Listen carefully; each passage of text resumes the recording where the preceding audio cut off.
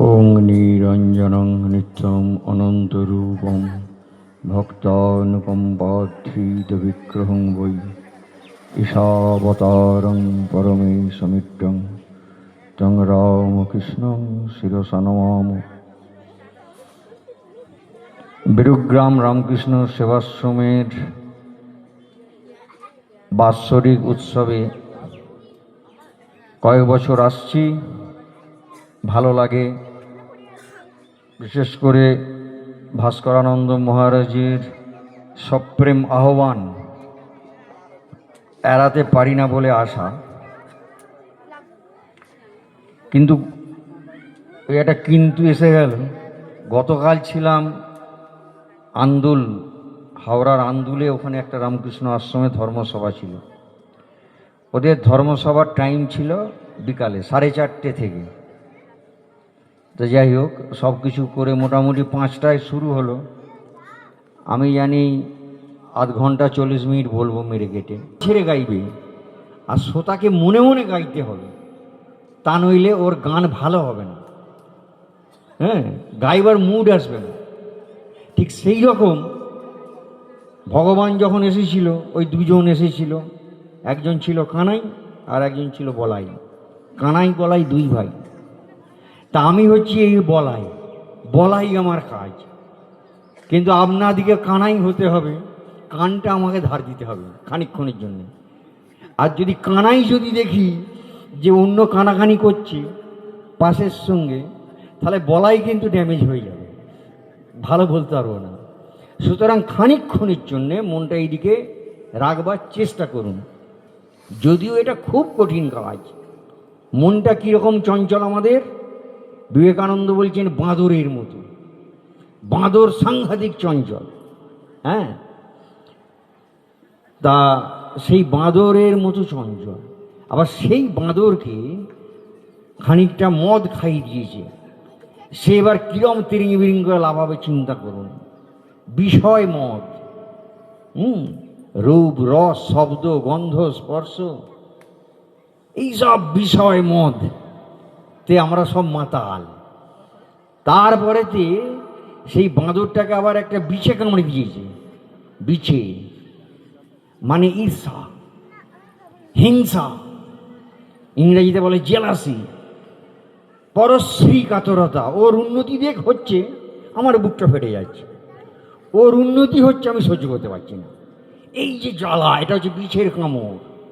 তাহলে এবার বলছেন যে তারপরে বাঁদরের যে অবস্থাটা হবে, মানুষের মনের অবস্থাটা সেই রকম। 8 বছর থেকে 80 বছর তিরিং বিরিং করছে মন। কেউ সকাল থেকে ভাবছে কী খাবো কী খাবো কী খাবো কী খাবো, আবার কেউ হয়তো ভাবছে কোথায় ঘুরতে যাবো কোথায় বেড়াতে যাবো, এই নানা রকম।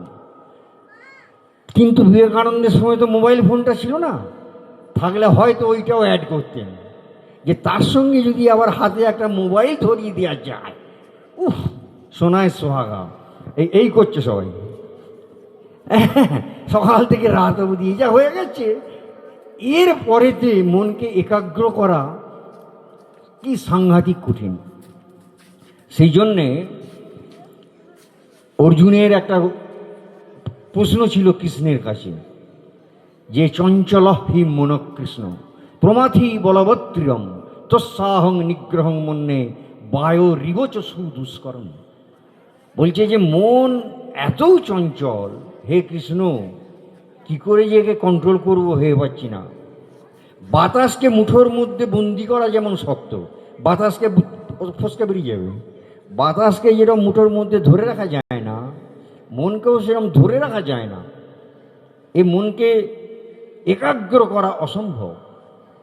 তখন কৃষ্ণ বললেন যে অসংশয়ং মহাবাহ মনঃ দুর্নিগ্রহশ্চলম অভ্যাসন তো কৌন্তেয় বৈরাগ্যেন চ গৃহ্যতে। তুমি যা বললে তাতে সন্দেহ কিছু নেই, কিন্তু পুরো ঠিক বলনি। মনকে বশ করা কঠিন, এটা ঠিক, কিন্তু অসম্ভব নয়। কী করতে হবে? বলছে 2টো ট্যাবলেট খেতে হবে। একটার নাম অভ্যাস আর একটার নাম বৈরাগ্য।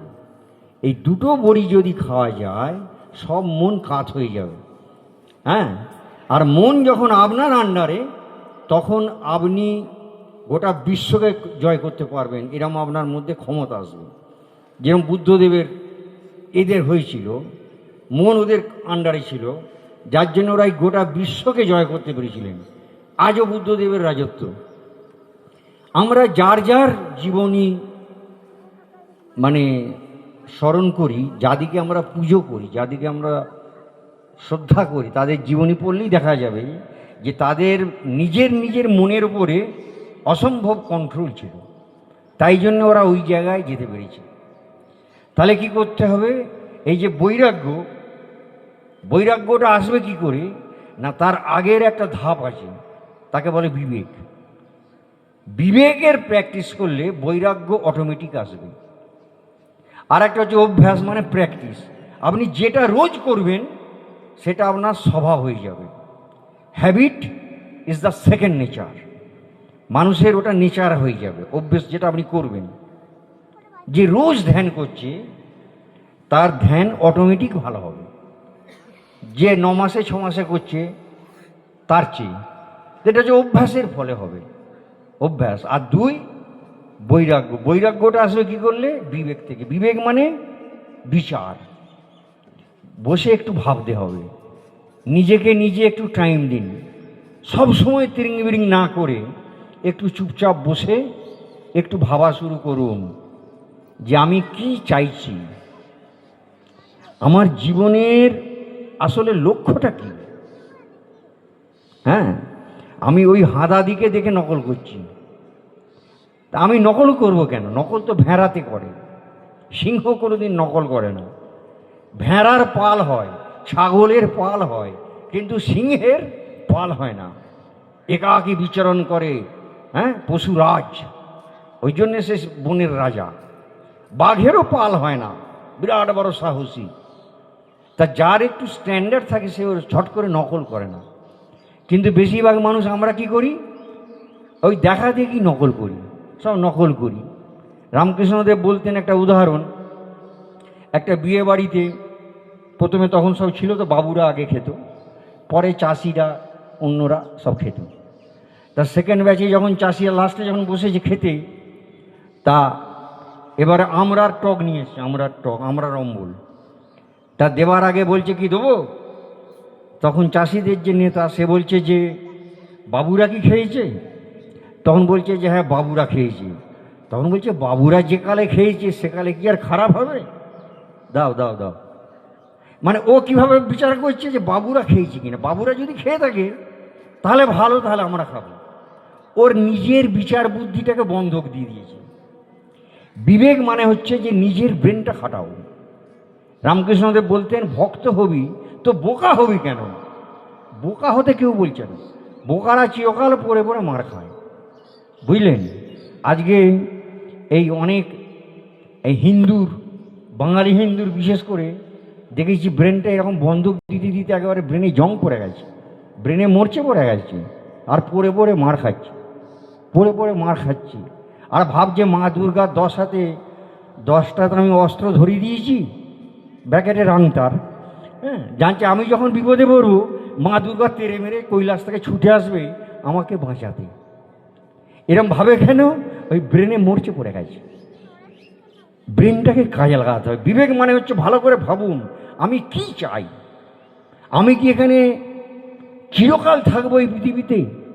আমি মাত্র গোনা কয়েকটা দিনের জন্য এসেছি। কি করলে আমার মনে হবে যে আমার জীবনটা সার্থক, মানুষ হয়ে পৃথিবীতে আসাটা আমার সার্থক হয়েছে, আমি ধন্য, আমি তৃপ্ত। এইটা আমি কি করলে হবে? নিজে নিজে চিন্তা করুন।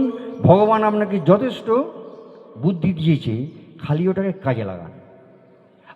আপনি মন বললো যে আমি এটা চাই, বললো যে আমি যেটা চাই সেটার নাম হচ্ছে একে পেলে আমি খুশি হব। তো এবারে মনকে প্রশ্ন করুন যে একে পেলে কি লাভ হবে, কি কি লাভ হতে পারে, না পেলে কি কি লস হবে, কি কি ক্ষতি হবে। যারা পেয়েছে তাদের কটা শিং বেরিয়েছে, তারা কেমন আছে, এই রকম করে একটু করে টাইম দিন, দেখবেন যে আপনার অনেক চাওয়ারই কোনো মানে নেই, কোনো অর্থ নেই। আপনি বোকার মতো না বুঝে চাইছিলেন আর ছটপট ছটপট করছিলেন। এই বিচার করলেই সব ধরা পড়ে যাবে যে সবই ফক্কা। এই চারিদিকে যত আছে, একেবারে আমেরিকার প্রেসিডেন্ট থেকে আর বেরুগ্রামের অশিক্ষিত একজন চাষি, সব দেখবেন ঠকে ভূত হয়ে যাচ্ছে। ভালো করে মিশুন, দেখবেন কত হাহাকার। ওপরে অভিনয় করে দেখাচ্ছে যে যেন কত ভালো আছি। ঠিক করে মিশুন, ওর অন্তরের কথা শুনুন, দেখবেন কত কান্না সে লুকিয়ে রেখেছে। এবং এই জন্যেই শ্রীকৃষ্ণ বলছেন যে এই জগৎটা কি না, এটা দুটো ক্যারেক্টারিস্টিক্স, দুটো বৈশিষ্ট্য, অনিত্যম অসুখম। এখানে কোনো কিছু পার্মানেন্ট বলে নেই, সব এই আছে এই নেই। যে কোনো মুহূর্তে ওখান থেকে যমরাজ বলবে হুস, আর আমাদের প্রাণ পাখি হয়ে যায় ফুস। বুঝলেন? সব লপর চপর শেষ। তা এই হচ্ছে অনিত্যম, টেম্পোরারি।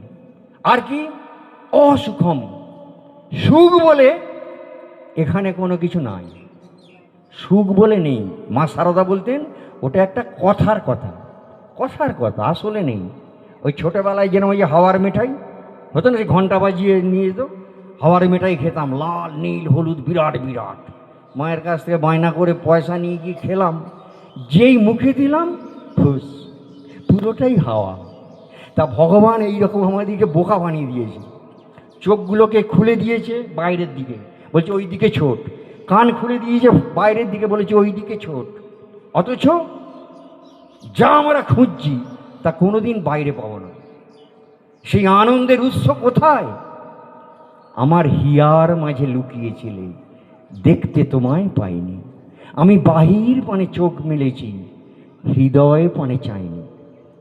একটু বসুন, একটু হৃদয়ের দিকে দেখুন, একটু ভেতরে, আপনার ভেতরই সব আছে।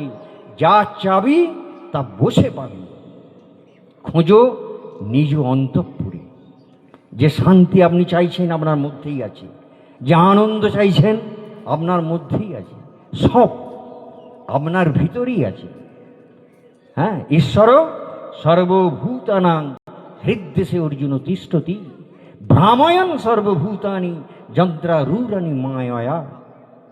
হ্যাঁ, সব বাইরে ঘুরে বেড়াচ্ছে মায়ায়, কিন্তু আমি আনন্দ, আমি প্রেম, আমি নির্ভয়তা, আমি অমৃত কোথায় আছি?